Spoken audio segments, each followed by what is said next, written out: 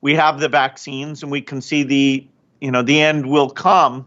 What's the reality simulation like in 2021? Well, I'll tell you what it's slightly like. It's slightly like a multi-billionaire, elite 1% software developer, author and philanthropist can buy his way into a position of power where he seeks to control the medicalization of the world globally, transnationally, influencing the medical policies of all nations under his grasp, while simultaneously buying huge swathes of farmland in one of the wealthiest, most powerful and influential countries on earth to control the food supply.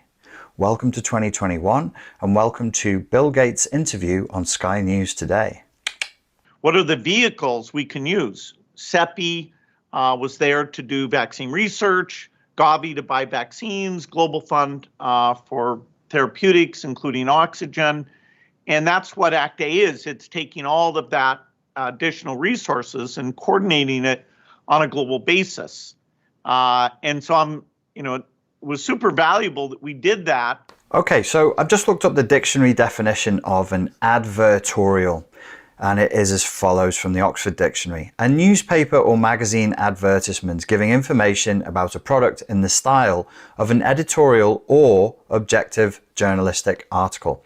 I can't claim that this represents an advertorial, but something like that seems to be happening here.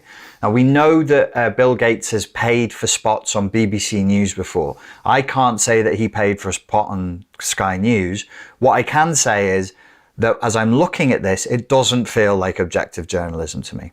It feels like the journalist has been given a series of questions to answer so that Bill can give his prefabricated answers, so that we're sort of led into a soft sales pitch or advertorial that seems to be an objective piece of journalistic work, but that actually just reinforces certain foregone conclusions. So you present something, as he just did there, that's really, really hard to it's hard to object against, it's hard to argue with. You know, what helped with this terrible crisis was that globally people came together, they pooled their resources, they forgot about their national boundaries or cultures or prejudices or anything else. They came together, they did the right thing, and the right thing was vaccinating. And it was a global response with plenty of vaccination that was the only thing we could do. That sounds like a sales pitch. Is it okay for Bill Gates to adopt this position? Absolutely. What I'm saying is it's strange that this lady, Ridge, working for Sky News, doesn't challenge it at all once, any time in the interview.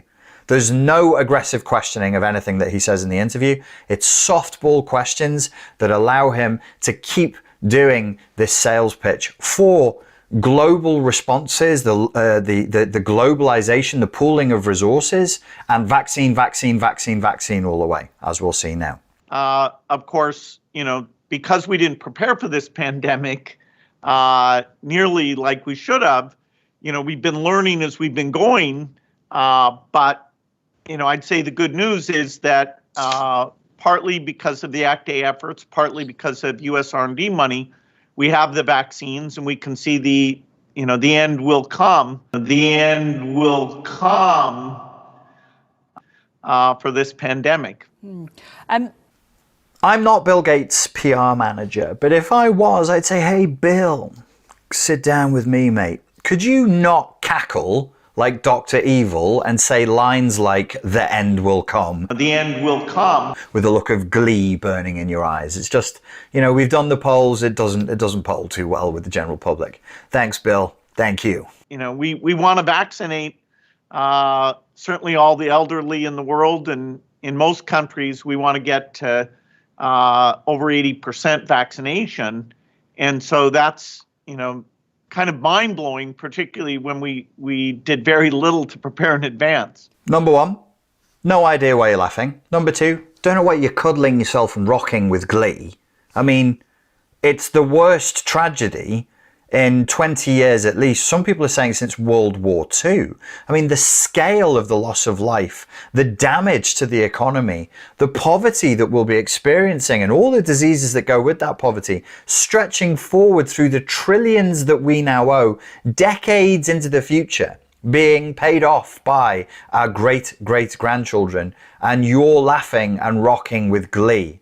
Again, the PR guy might at this point just step in and say, could we just do sober? Could just like the face just with the and less of the the vaccines are in. Less of that. Less of the Gollum routine, more of a sober sort of a look when you're talking about other, the poor people, the lower classes. When we're talking about the lumpen proles, Billy boy, if we could just fake a bit of compassion and empathy just for the couple of minutes that you're on Sky News being watched by the world and all of aforementioned lumpen proletariat, that would be cool. Another question that I have here, and I was reviewing World Economic Forum literature this morning, there's an awful lot of talk of we. Bill in this clip mentions we should do this, we should do that. Conspiracy theorists, they say they a lot. And people who hate conspiracy theorists are always saying, who is they? Who is they? Well, I want to do the same irritating thing right now. Who is we? Who is this we? Is he talking about other elite level billionaires? Is he talking about politicians, which he isn't one? Is he talking about doctors and professors, neither of which is he either? Is he talking about him and us, the lumpen proletariat? Who is this we that he continually references? It's just slipped in there as though it's a given. 356 to 407. That was a novel thing, and we got all the rights from the vaccine companies. They didn't hold it back. They were participating. I do a regular phone call with the pharmaceutical CEOs to make sure that work is going at full speed. This makes me laugh. The idea that Bill Gates, author, philanthropist, and software developer, is calling the CEOs of the pharmaceutical companies who are responding to the largest medical emergency in human history, and he's making sure that they are up to speed. In what sense is fucking Bill Gates checking on the CEOs of the biggest pharmaceutical companies in the world, facing the largest medical emergency humanity's ever known? Oh, it's Bill here. I'm just calling to make sure that you're doing what you were already doing. Oh, you are? Oh, good, because otherwise I was going to dock your pay, restrict access to the coffee machine for the... What's Bill? Who is Bill? Who is they? Who is Bill? Who is Bill Gates in all of this?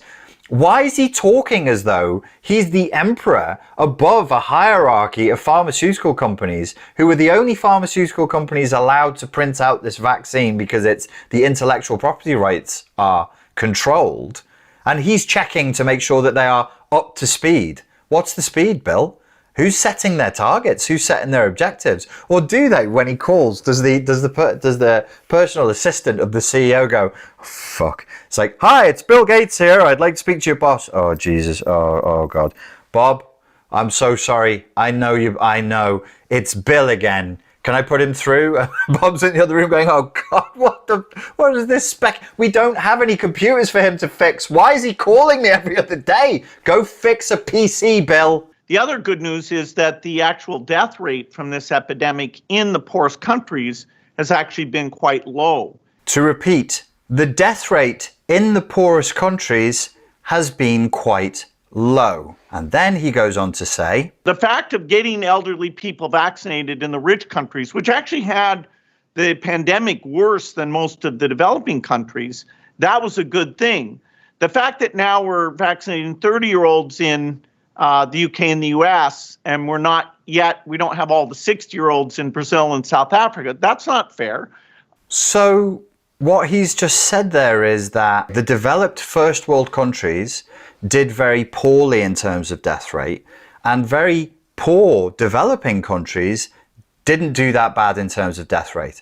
And the journalist, instead of asking the burning question that I have, which is why would, in the face of a pandemic, why would poorer countries with presumably lower levels of hygiene, poorer nutrition, poorer education, poorer adherence to social distancing and mask wearing and hand washing, I would assume, poorer medicine, poorer access to medicine, poorer service when you're in the hospital, so on and so forth, why would they be dying less in a global pandemic to wealthy nations?